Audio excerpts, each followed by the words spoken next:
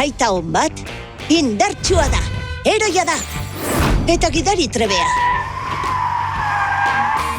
Baina nire aita, ez da alakoa.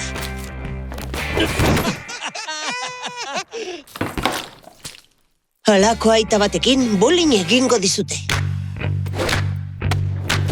Opor bueltan aterako zaitugu, baboa. Orain ikusiko duzu, Nola bihurtu nuen aita mafiako gangster bat. Dick Tromen zuzendariaren filma. Bizilagun berria zara.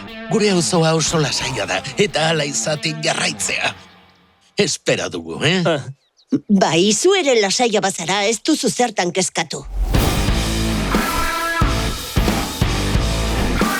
Nirekin ari zara, Kontuz.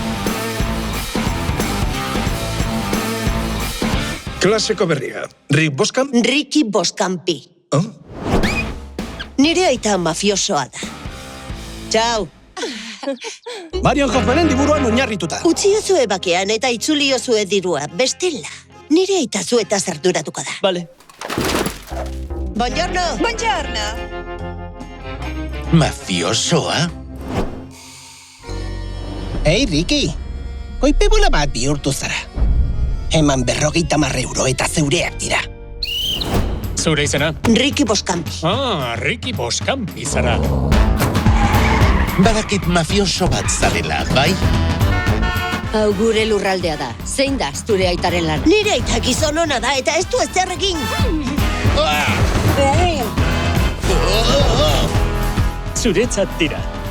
Eviva el amore! Salute! Boskampi, gangster txikia. Boskampi! Apirilak 10 zinemetan.